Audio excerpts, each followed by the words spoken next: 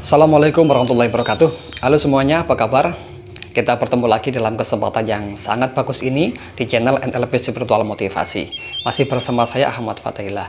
Nah, di video kali ini saya akan menjelaskan tentang suatu keputusan di mana keputusan ini bisa mengubah nasib kita.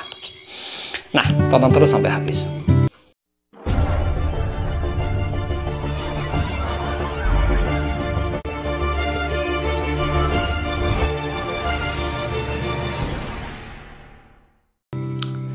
Tahu nggak teman-teman bahwasanya kalau kita memutuskan suatu hal, apapun itu akan mengarah pada nasib kita.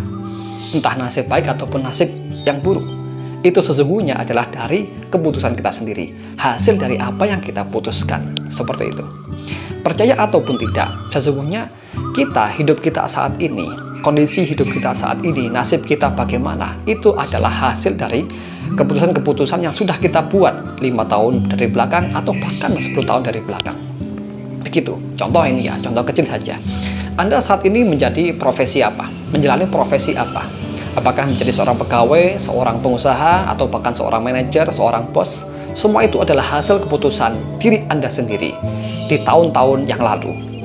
Maka terakumulasi di saat ini untuk menjadi atau merealita seperti apa yang Anda putuskan itu. Saya punya seorang teman yang dia berpendapat pekerjaan kita itu kita nggak tahu.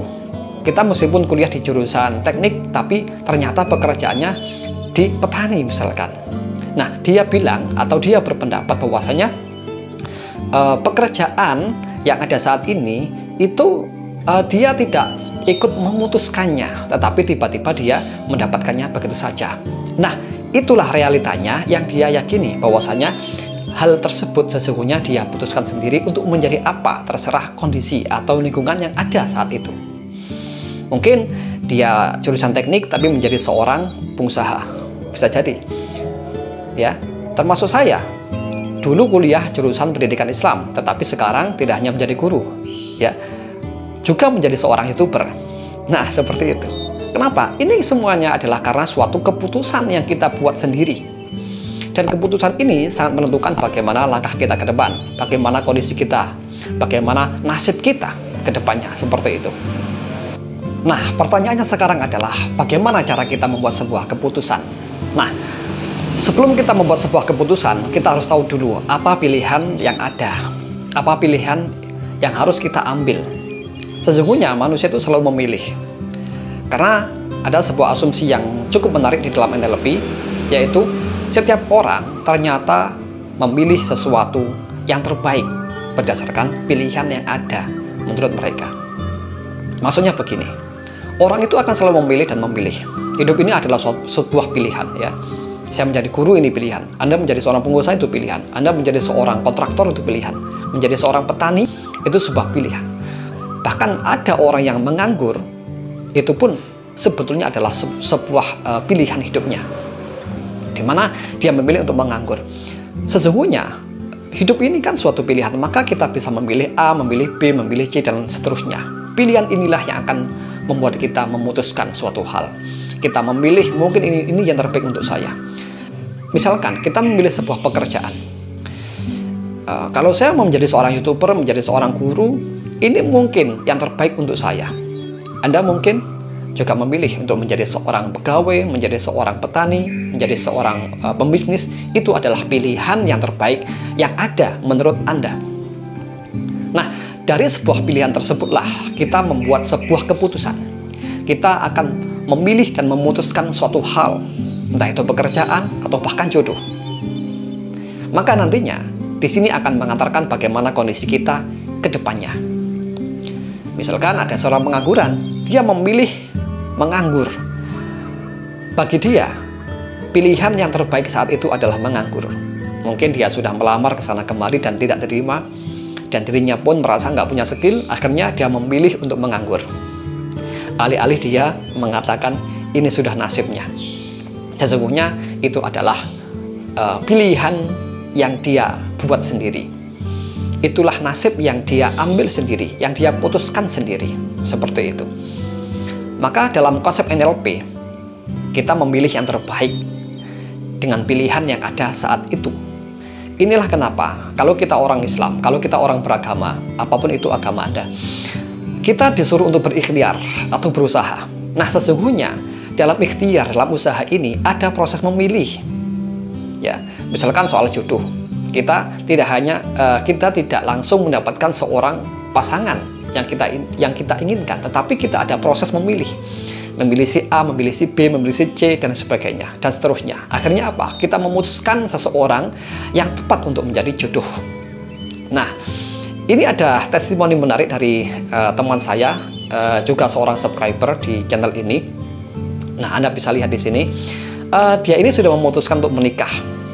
Dan di bulan Juni ini, ya insya Allah di bulan Juni 2021 ini, dia akan menjalankan resepsi pernikahan. Dan sekarang saat ini dia sudah mendapatkan jodoh yang dia inginkan atau jodoh yang dia idam-idamkan, seperti itu. Kenapa? Ini adalah hasil dari sebuah keputusan yang dia buat sendiri. Nah, maka ketika Anda sudah bisa memutuskan suatu hal apapun itu, alam semesta akan mendukung, lingkungan akan mendukung. Mungkin teman, atau mungkin teman lama tiba-tiba datang, orang tua, lingkungan, keluarga jauh, atau siapapun ya, pokoknya lingkungan dan alam semesta ini akan mendukung apa yang sudah Anda putuskan itu. Oleh karena itu, di sini yang paling penting, kita membuat sebuah keputusan yang terbaik untuk hidup kita sendiri. Kalau kita mungkin ingin kehidupan yang sukses, ingin hidup yang penuh kedamaian, ingin hidup yang penuh kemakmuran, maka kita putuskan bagaimana kondisi kehidupan kita ke depannya. Makanya juga di dalam NLP ada outcome. Outcome itu adalah sebuah keputusan. Kita nggak mungkin punya suatu goal, nggak mungkin punya suatu target, tapi kita nggak memutuskannya, percuma saja. Maka kalau kita punya target, punya goal, atau punya outcome, itu kita putuskan secara bulat, yang akan didapatkan itulah yang kita inginkan. Seperti itu. Maka, kalau kita sudah membuat sebuah keputusan yang bulat, maka alam semesta, bahkan juga potensi diri kita, akan mendukung untuk meraih apa yang kita inginkan itu. Nah, ini bukti nyata dari testimoni yang disampaikan oleh teman saya tadi, bahwasanya dia sudah memutuskan untuk mencari seorang jodoh, ya, seorang calon wanita untuk menikah dengan dirinya. Dia sudah membulatkan tekad, sudah memutuskan dengan bulat tekad, ya, sehingga dia betul-betul mendapatkan apa yang dia inginkan itu. Saya dulu juga mengalami kisah yang sama. Ketika tahun 2017, saya waktu itu belum menikah. Di awal tahun 2017, saya sudah merencanakan, sudah memutuskan untuk menikah di tahun tersebut. Ya, maka tidak lama kemudian, selang beberapa bulan, ada tanda-tanda untuk mendapatkan seorang jodoh. Maka di bulan Agustus tahun 2017, saya menikah. Meskipun awalnya saya pacar nggak punya, tetapi ketika sudah memutuskan, maka kondisi lingkungan alam semesta, bahkan potensi diri akan mengarahkan ke sana. Seperti itu. Dan hal ini dalam konteks apapun juga berlaku. Tidak hanya dalam soal jodoh saja, tapi juga dalam bisnis, dalam bidang finansial, kemakmuran, keluarga, pendidikan, apapun itu. Semuanya tergantung pada keputusan yang kita buat. Dan keputusan ini harus bulat. Tidak boleh ragu. Kalau ragu, ya kita berarti tidak mau meraihnya, seperti itu. Dan satu hal lagi yang perlu diingat adalah keputusan ini adalah hasil dari pilihan-pilihan yang kita buat. Ya, tadi sudah saya jelaskan di awal. Keputusan ini adalah hasil dari sebuah pilihan yang kita buat sendiri. Kita memilih hidup seperti apa, kita memilih profesi apa, kita memilih kondisi finansial seperti apa. Itu semuanya tergantung dari pilihan yang kita buat. Dan pilihan itu sangat tergantung dari pola pikir kita, mindset kita. Seperti itu. Contoh masalah uang ya. Mungkin Anda bermindset atau berpola pikir bahwasanya miskin itu lebih baik daripada orang kaya, karena orang kaya akan masuk neraka misalkan. Itu adalah pola pikir. Sehingga pola pikir tersebut akan mengantarkan Anda untuk memilih kehidupan yang miskin. Maka secara tidak langsung Anda pun sudah memutuskan untuk hidup miskin. Sebaliknya, kalau pola pikirnya orang yang berkecukupan materi atau bukan orang kaya raya, dia berpikir bahwasanya kaya itu baik adanya. Ya, kaya itu adalah hal yang sangat menguntungkan bagi dirinya sendiri ataupun bagi banyak orang. Ya, bahkan ada orang yang berprinsip bahwasanya kaya itu adalah keberkahan hidupnya. Nah, maka pola pikirnya akan mengantarkan pada memilih sesuatu yang terbaik untuk menjadi kaya. Dan itulah keputusannya untuk menjadi seorang pembisnis mungkin, atau bahkan menjadi seorang karyawan tapi kecukupan finansialnya memadai. Gitu, tidak kurang dalam segi material. Kenapa?